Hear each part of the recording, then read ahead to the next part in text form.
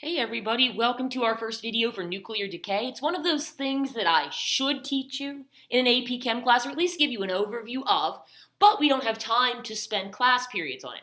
My goal is 3 lectures that can be done as an assignment if I'm not here or whatever. So this is lecture 1 and a chance for me to try out my new webcam. So if it's creepy, like I'm not looking at you, it's because it's the first time I've done video not on a computer, but on this nice webcam. You should have a nuclear chemistry notes outline, and it's blank. Because you can always come back to this video to see the answers, to get the answers.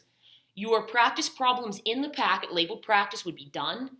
A few of the questions will be done, but like in our regular notes, I'll post the answers to the questions that are in the packet, the longer sections of questions, separately. So you can try them and check your answers. There should be no reason you don't have the right answers for this packet, because you should try, and then I gotcha. Nuclear reactions. We hear a lot about them, but what are they? Nuclear reactions literally goes back to nuclear of the nucleus. These involve changes in atomic nuclei to generate their energy. So that's the big thing with atomic nuclei. There's energy in there.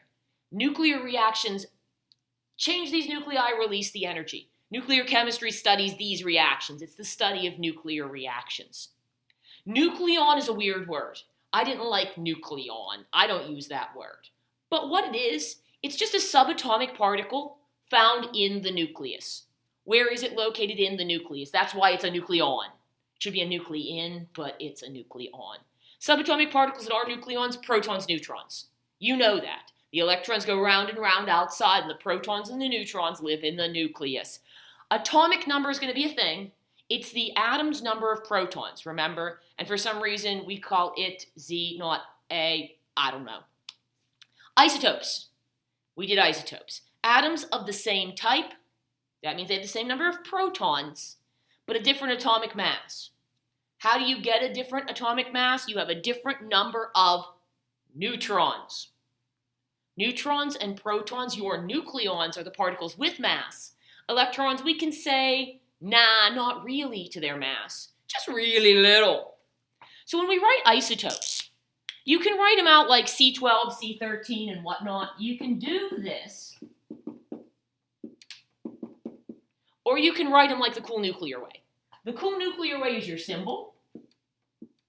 Big number and little number. Mass number. Carbon's number 6 on the periodic table.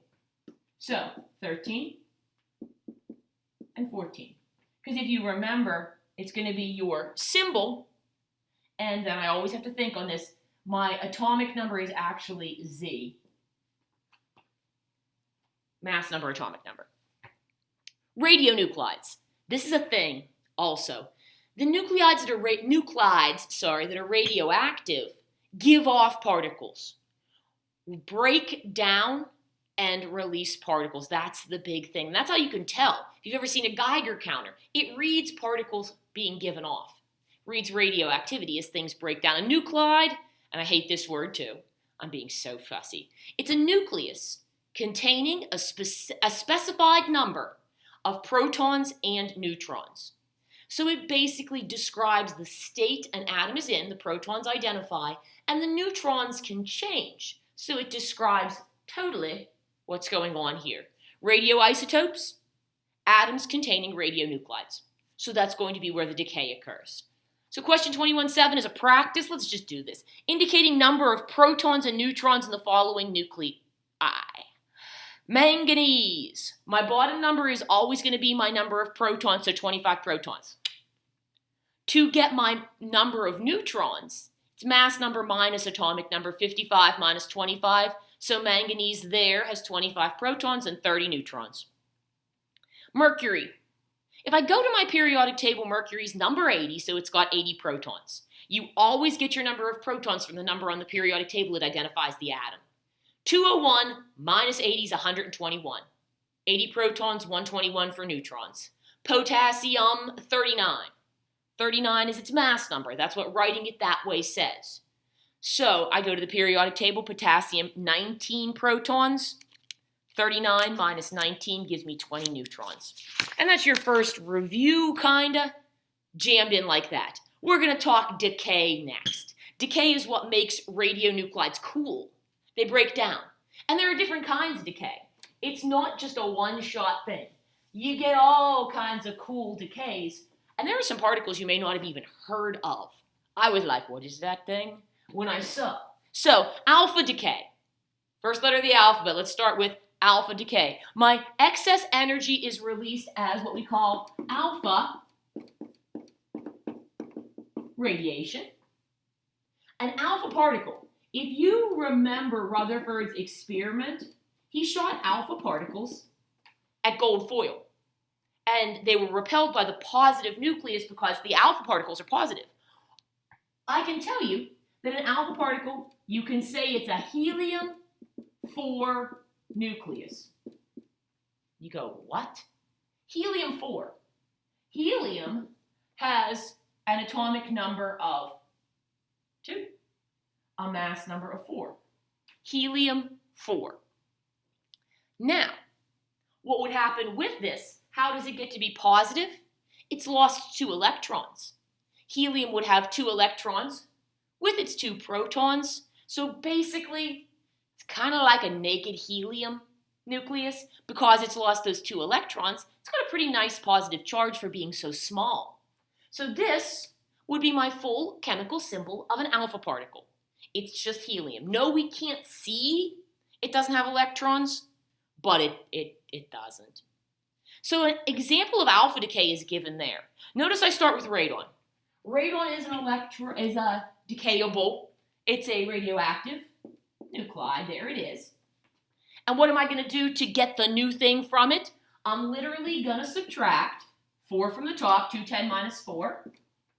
I'm going to subtract 2 from the bottom, 86 minus 2. If I'm not mistaken, 84 is polonium? Yeah, polonium. And I go to the periodic table, find the bottom number, and it identifies my atom. So notice when the atomic number changes, the identity of the atom changes. So if I do this to uranium-238, hit pause and give it a try. Come back when you're done.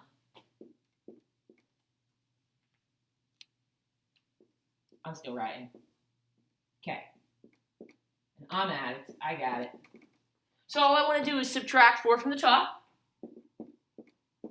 and 2 from the bottom. 90 is thorium. So I got 90.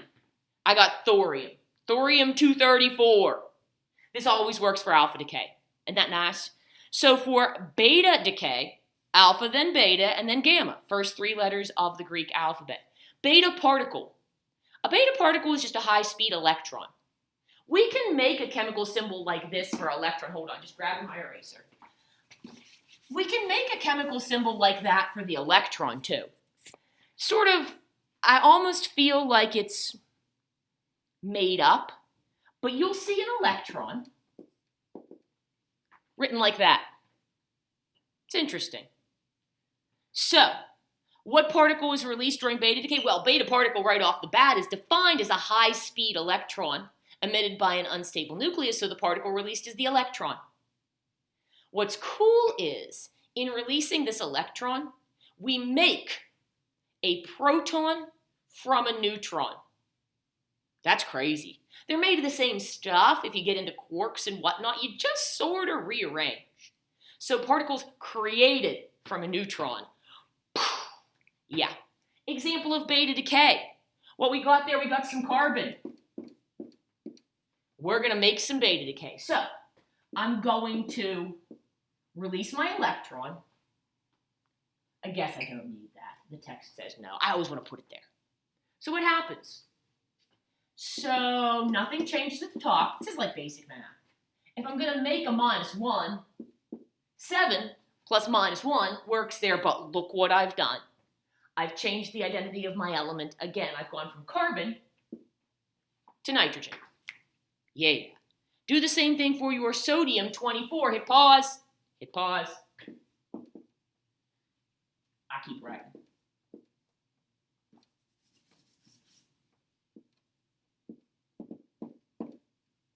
That negative sign.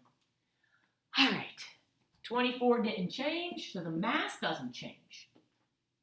That little stinky electron, I need 1 more there. 12 is magnesium. There's my decay. Gamma decay, last thing on this page, emission of high energy photons. Photon is particle of light. Great, you're losing light. Good for you. The photons at this point are at the high energy end of the electromagnetic radiation spectrum. Gamma radiation is used to annihilate cancerous tumors. So I say light, but it's like the kind of light that burns a hole in you. So these high energy photons emitted in gamma radiation are no joke, but it doesn't change anything about the protons and neutrons in an atom. So if I say it undergoes gamma decay, you say good for you. You'll look the same when you're done. Common types of nuclear decay, I got you some charts there in the next page. These are less common types of nuclear decay. They're kind of weird. The positron is what I think is weird. I feel like positron should be made up in some kind of superhero movie personally, but a positron is a particle with the same mass as an electron, but the opposite charge. So it's got negligible mass also, but a plus charge, rather than the electron's minus, and no, it's not a proton. Again, what? You write your positron, if you want, as, where is it? Ugh, bothers me. What particle is created from a proton during this positron emission process? And I'm pointing out again, less common than the first three. I'm going to make a neutron from a proton. There's my proton. It's going to make a neutron and this creepy positron.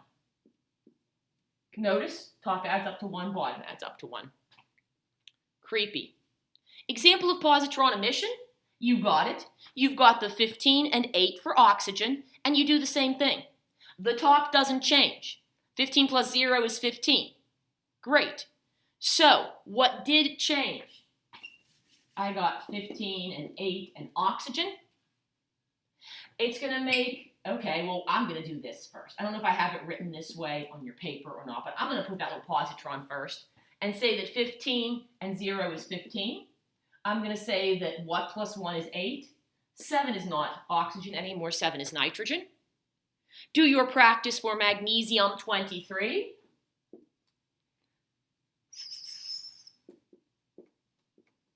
Again, pause your video.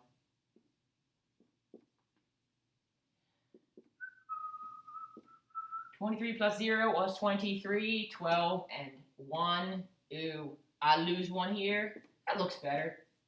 I look at this and go, magnesium's not a mass of 23. Magnesium's a mass of 24. Sodium naturally has a mass of 23. So in this decay process, you're getting back to a more normal in terms of what the periodic table says about the mass. By losing that, you're getting back to where it should be. Electron capture. Cool idea, just like slurp up an electron. What particle is created from a proton and an electron? Let's make a neutron again. We make a neutron. So an example of electron capture, erase again, and I believe this is the last thing I show you before your practices, and I'll have the answers posted to those. So, electron capture, if I've got this cool little nitrogen atom, and I look at that and go, nitrogen's usually 14. Again, I start getting suspicious, so that nitrogen grabs up an electron. Slurp, there it goes. So, top doesn't change. 13. Bottom, 7 minus 1 is 6, and that's why I wrote carbon. I kind of let the cat out of the bag there. Try your bottom one. We're doing cobalt 57. Pause me.